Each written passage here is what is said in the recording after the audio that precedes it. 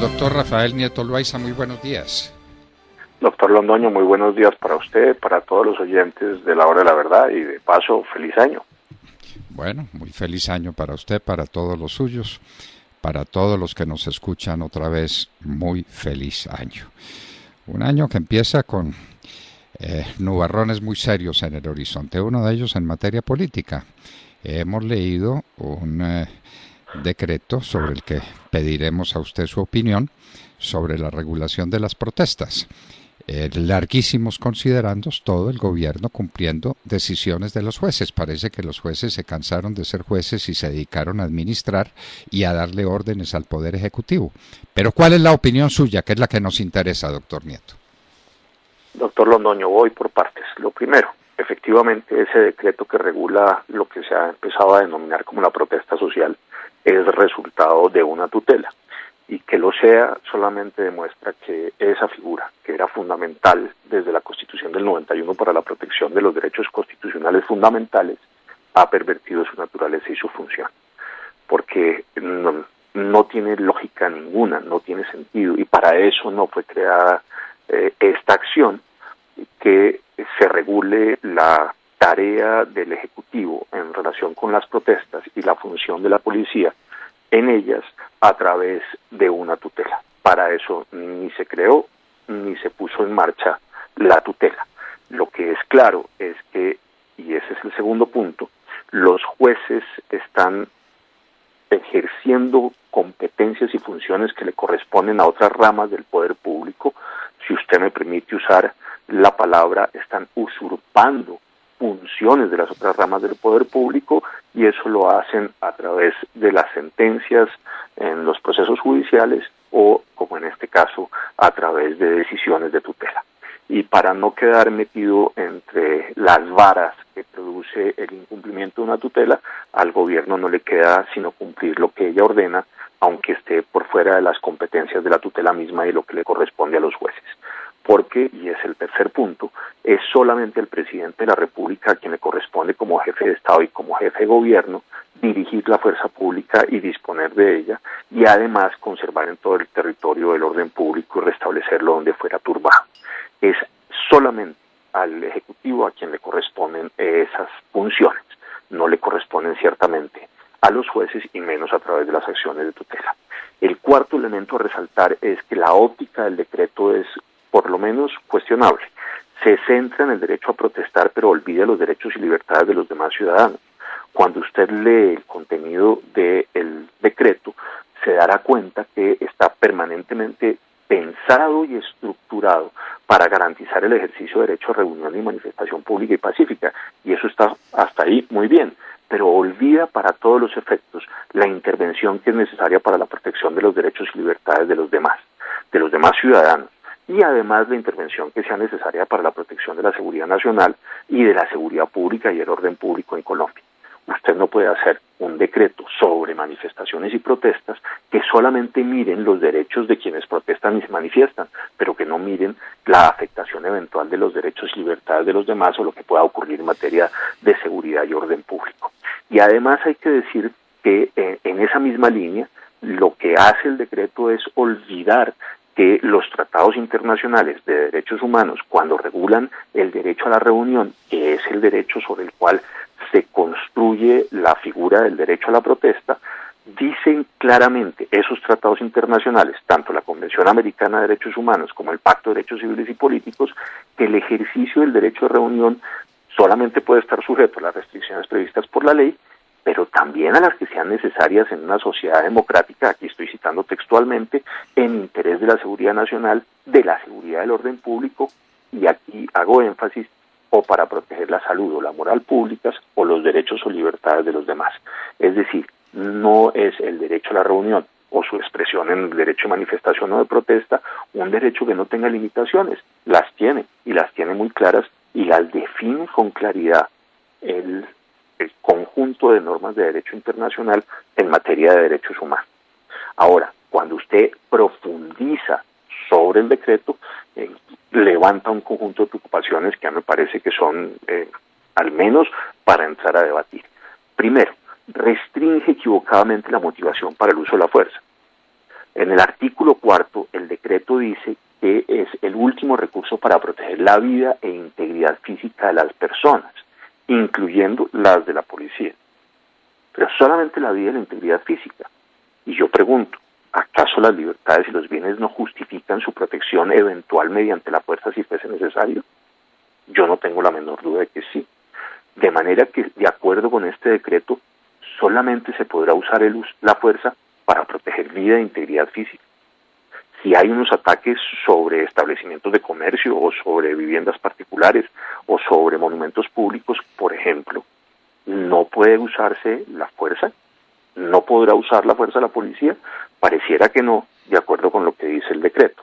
Más adelante en el artículo 27 hay una redacción que se debe entender en la misma línea, porque dice que la actuación policial solamente puede darse en caso de que se pongan en riesgo la vida y la integridad de las personas, aunque aquí abre un poco más la fuerza y dice también sobre los bienes, pero no dice nada sobre la protección de las libertades.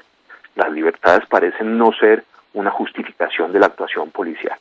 Aquí hay evidentemente un ejercicio que necesita un examen más integral y me parece en todo caso que es restrictivo para el cumplimiento de la tarea policial y para el uso de la fuerza. Y tiene otro conjunto de restricciones que me parece al menos debatibles. Uno, obligar aviso previo para el uso de la fuerza. Eso dice el artículo 29. Las autoridades del gobierno y de la policía deben dar aviso previo del uso de la fuerza. Y yo me pregunto, ¿y cómo ocurre tal cosa? Es decir, si se produce un acto violento, ¿hay que avisar que se va a hacer uso de la respuesta policial? Me parece que claramente eso no tiene mayor sentido. Y si no hay un acto de violencia, ¿para qué va a usar la fuerza la policía? En fin, me parece que aquí hay evidentemente una contradicción y que no es para nada claro el decreto. Y lo mismo ocurre con otras limitaciones. Limita el uso de la fuerza a lo no letal y prohíbe armas de fuego. Y aquí creo que hay que tener cuidado. Por supuesto que el uso de la fuerza por parte de la fuerza pública en un Estado de Derecho y en una democracia tiene que estar enmarcado a los principios de necesidad, de legalidad y de proporcionalidad. Así tiene que ser. No puede ser de otra manera. Y por supuesto que es el último recurso. No puede ser tampoco de otra manera. Pero, y aquí me parece que es importante, lo que no puede establecerse de entrada es que ese uso de la fuerza tenga que ser no letal. Eventualmente puede ser letal si llegara a ser necesario para proteger la vida e integridad física, la libertad o los bienes de las personas. Si el acto violento supone una vulneración de tal naturaleza que para la protección de sus derechos no quede sino la fuerza letal, lo que le corresponde a la fuerza policial es hacer uso de esa fuerza letal en respuesta a esa amenaza o a esa agresión. Pero fíjese usted, el artículo 35 dice que se prohíben las armas de fuego. Es decir, el personal de la Policía Nacional que intervenga en manifestaciones públicas o pacíficas no puede usar armas de fuego. Primero no las puede cargar, es lo que dice el artículo 32, no lo puede llevar. Y después tampoco las puede usar. Ojo, aquí yo no estoy diciendo que el ESMAD tenga que usar, o mejor, preciso, tenga que tener y después usar armas de fuego. Lo normal es que el ESMAD no use armas de fuego. Pero después del ESMAD hay una fuerza policial que tiene y debe tener armas de fuego y que eventualmente pueda usar esas armas de fuego, que son armas letales, si llegan a ser necesarias para la protección de los derechos de la vida, integridad física, libertad y bienes de los ciudadanos o de los mismos policías. Dice también el decreto que el ESMAD será el último recurso, y aquí sí he quedado, lo confieso, doctor Londoño, absolutamente confundido. El ESMAD debe ser el primero de los recursos, no el último. Es decir, en cualquier democracia, en cualquier Estado de Derecho, estos escuadrones antidisturbios que están constituidos, formados, preparados, instruidos para el control de las manifestaciones y protestas, es el primer recurso del Estado cuando hay un exceso en esa manifestación o esa protesta, cuando hay un desborde de esa manifestación y de esa protesta, y no el último. Si usted deja de último ese recurso, ¿cuál es el primero? Unos policías de línea que por su definición y por su instrucción no están preparados para manejar manifestaciones o protestas. Yo francamente no lo entendí. Y déjeme terminar para no alargarme diciendo que además el decreto establece una larga serie de institucionalidades y burocracias paralelas para el control de las manifestaciones que claramente restringen las competencias del Ejecutivo en materia de orden público. Tienen puestos de mando unificados, mesas nacionales de evaluación de garantías, mesas de coordinación, gestores de convivencia, comisiones de verificación de la sociedad civil, se establecen toda clase de obligaciones en cabeza del Ejecutivo de la Policía, en fin, y por último se establece un control previo por parte del Ministerio de la Fuerza Policial, del Ministerio Público de la Fuerza Policial, que me parece sumamente complejo y riesgoso.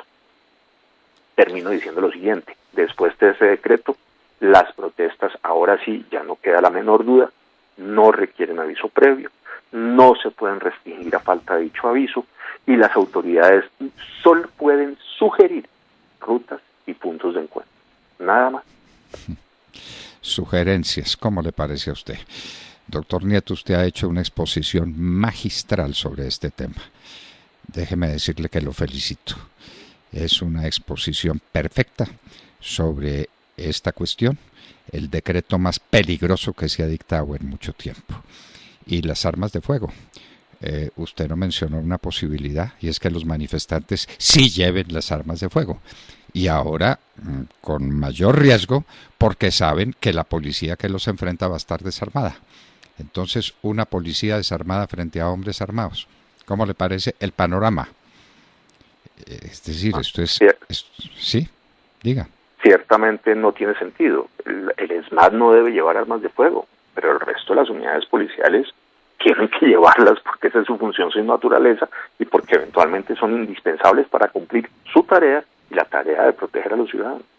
Por eso, de manera que los ciudadanos desprotegidos, frente a unas hordas que pueden ir armadas como les dé la gana, porque saben que no pueden tener respuesta. Entonces, la policía con bolillo y los hombres de las manifestaciones con ametralladora. Esto es inaudito, esto es inaudito. Usted ha hecho una exposición magistral. Lo felicito, doctor Nieto, y quedará para la historia si es que esto no lleva al Ejecutivo a reflexionar. Esto de que sea el último recurso sea el ESMAD. ¿Cómo le parece esa posibilidad? Eso de que tenga que hacerse mesas de concertación y de diálogo, en la calle las pedreas, los ataques, los incendios, y uno con mesas de diálogo. No, yo no sé a quién se le ocurrió redactar y firmar este decreto. Además, por orden de la autoridad judicial, y usted lo dijo muy bien y lo expuso de manera magistral también. De manera magistral. Es que ¿cómo es posible que se trate de un último recurso en casos en que uno no sabe cómo se presenten? Es que ojalá las armas de la policía no fueran necesarias. ¡Qué maravilla! Ojalá no fuera necesario tener un ejército como en Costa Rica. ¡Qué maravilla! Ojalá no fuera necesaria la fuerza para imponer el derecho. Lamentablemente eso no es así. Y en nuestro país, mucho menos. Pues, doctor Nieto, ahí quedamos en manos de este decreto, de manera que a conversar cuando las ciudades estén en llamas, el Ejecutivo está conversando para poder llenar los requisitos del decreto, antes de sacar a la policía, una policía que irá desarmada. No, esto es inaudito, de manera que la policía va a tener que sacar un aviso público diciendo se venden armas. ¿Para qué las tienen? ¿Para guardarlas? Es claro que siempre es un último recurso el uso de las armas, pero un recurso necesario e indispensable cuando están en juego la vida, la honra, los bienes de los ciudadanos y desde luego las instituciones democráticas, Pues, hay que utilizar las armas. Recuerde pues el asalto al Capitolio, que está demasiado fresco para que se nos pierda de la memoria. Doctor Nieto Loaiza, muchas gracias por su intervención. La guardaremos para siempre y la pondremos siempre a disposición de nuestros oyentes, porque es una explicación exhaustiva y magistral sobre un decreto que, a nuestro juicio, pone en grave riesgo el orden público de la nación, todo sobre la base de la tutela de un juez. Bueno, el mundo al revés. Doctor Rafael Nieto Loaiza, muchas gracias por estar en la Hora de la Verdad. A usted, doctor Londoño, muchísimas gracias y muy buenos días para usted y para todos los oyentes.